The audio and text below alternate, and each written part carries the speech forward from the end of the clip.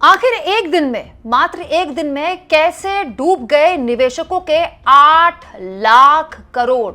जी हां, आखिर share market में कत्लेआम मचा क्यों है।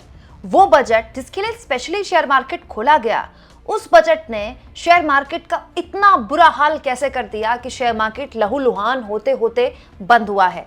दोस्तों, हर किसी के मन में यही सवाल है, आपके मन में भी ये होगा। सुबह से मैं आपको कई वीडियोस दिखा चुकी हूं जिसमें शुरुआत से मैं आपको बता रही हूं कि जब से बजट भाषण शुरू भी नहीं हुआ था निर्मला सीतारमण का, तब से जो शेयर मार्केट है वो गिरावट के साथ खुला, और उसके बाद तो जो कत्लेआम मचा वो तो पूछिए मत। हालत ये हो गई कि केवल और केवल निर्मला सीतारमण के बजट के दिन, बजट भाषण के दिन 8 लाख करोड़ रुपए स्वाहा हो गए।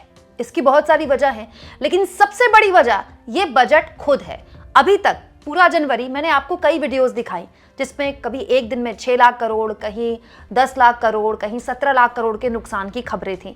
अलग अलग मीडिया प्लेटफॉर्म्स में भी पूरा जनवरी ऐसी ही खबरें चलती रहीं कि शेयर मार्केट में ज़बरदस्त गिरावट देखने को मिल रही है, बहुत ज़्यादा बिकवाली देखने को मिल रही है।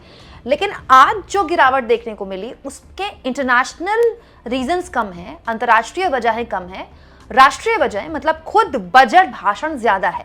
सबसे पहले आज की सबसे बड़ी वजह बताती हूं दोस्तों कि क्यों निर्मला सीतारमण के बजट ने निवेशकों के एक दिन में, एक झटके में 8 लाख करोड़ रुपए स्वाहा कर दिए, और शेयर मार्केट इस वक्त निवेशकों के लिए भयानक बुरा सपना, मतलब हॉरर स्टोरी कैसे बन गया है। दरअसल ये जो शेयर मार्केट की गिरावट है, इसमें सबसे बड़ी वजह SIT में बढ़ोतरी बताया जा रहा है। हुआ ये दोस्तों कि वित्त मंत्री निर्मला सीतारमण ने फ्यूचर और ऑप्शन में ट्रेड करने वाले निवेशकों को एक तरह से बड़ा झटका देते हुए क्या किया, सिक्योरिटी ट्रांजैक्शन टैक्स बढ़ा दिया। सिक्योरिटी ट्रांजैक्शन टैक्स बढ़ा, वो भी कितना, 0.25 से 0.5%। वहीं दोस्तों ऑप्शन ट्रेडिंग के लिए STT 0.1 से बढ़ाकर 0.15 कर दिया गया, जिसके बाद जब जाहिर तौर पर जब शेयर मार्केट के ही टैक्स में बढ़ा दिया गया हो, बढ़ोतरी हो गई हो, तो फिर किसी भी हाल में सेंटिमेंट तो पॉजिटिव नहीं होगा। हो क्या रहा था, जब तक इसका ऐलान नहीं हुआ था ना, तब तक फिर भी शेयर मार्केट तो गिरावट के साथ ही डूब ही रहा था, लेकिन थोड़ा सा उसमें कोर्स करेक्शन दिख रहा था।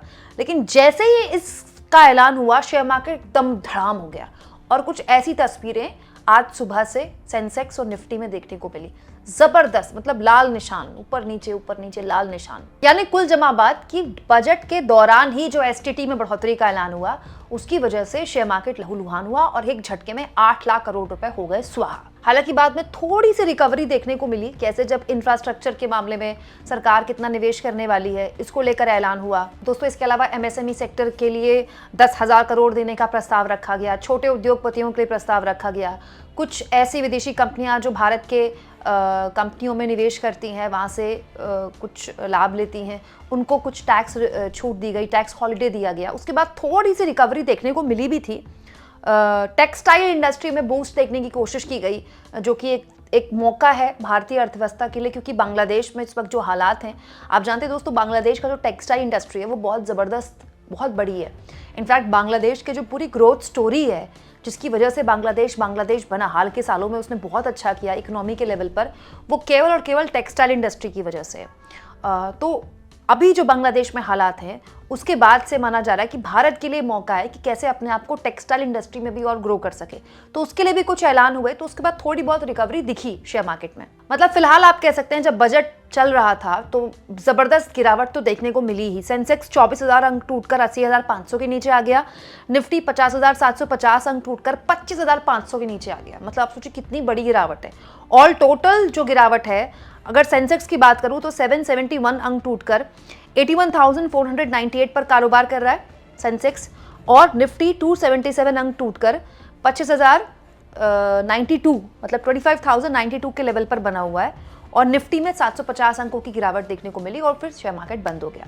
अब सबकी नजरें कल पर है। कल यानी सोमवार, यानी जो हफ्ते का पहला दिन है। हफ्ते का पहला दिन अमूमन बहुत पॉजिटिव सेंटीमेंट की तरफ देखा जाता है, क्योंकि दोस्तों होता क्या है, बजट भाषण तो पढ़ दिया गया।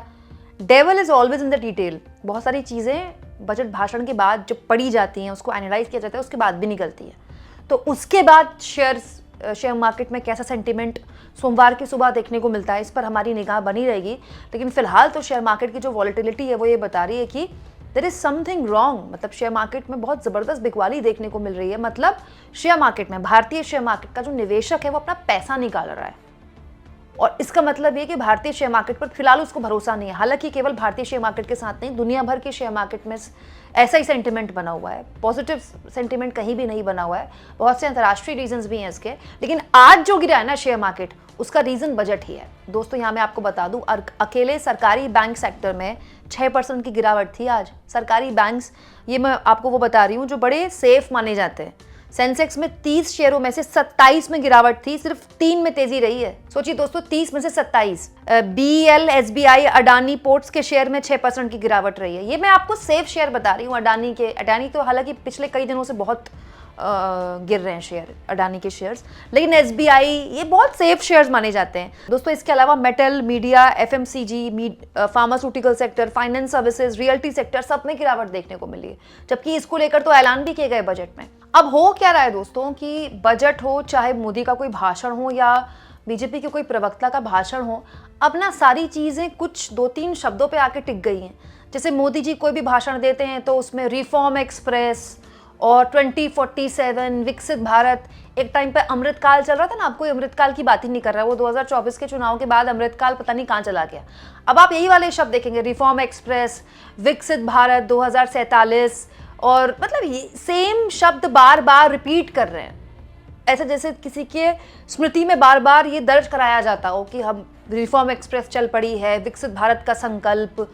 लेकिन मार्केट इससे नहीं चलता। आप एक शब्द को बार बार बोलकर जनता में परसेप्शन डाल सकते हैं कि हाँ कोई रिफॉर्म एक्सप्रेस चल रही है, जो उनको नहीं दिख रही, जिसका फायदा उनको नहीं मिल रहा, लेकिन कुछ तो हो रहा है देश में। मोदी जी कह रहे हैं तो, मोदी जी के सारे मंत्री कह रहे हैं तो, मोदी जी की वित्त मंत्री कह रही हैं तो, लेकिन मार्केट ऐसे नहीं चलता। मार्केट को पता है कि उसके साथ क्या हुआ, मार्केट को पता है कि किन शेयरों में क्या हालत है, मार्केट को पता है दुनिया भर में क्या चल रहा है। तो अभी जो स्थितियां हैं शेयर मार्केट की, ऐसा तो फिलहाल नहीं लगता कि कोई बहुत बड़ा चमत्कार है कि जो शेयर मार्केट को बचा सकता है। दोस्तों आप इस मुद्दे पर क्या सोचते हैं, कमेंट बॉक्स में जरूर लिखें, और जितना हो सके चैनल को शेयर भी करें, सब्सक्राइब भी करें।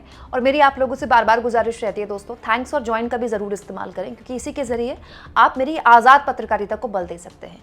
और एक और रिक्वेस्ट है आपसे दोस्तों, अगर आपको मेरा कोई भी वीडियो पसंद आए तो प्लीज़ उस वीडियो को अपने सोशल मीडिया प्लेटफॉर्म्स पर ज़रूर शेयर करा करें।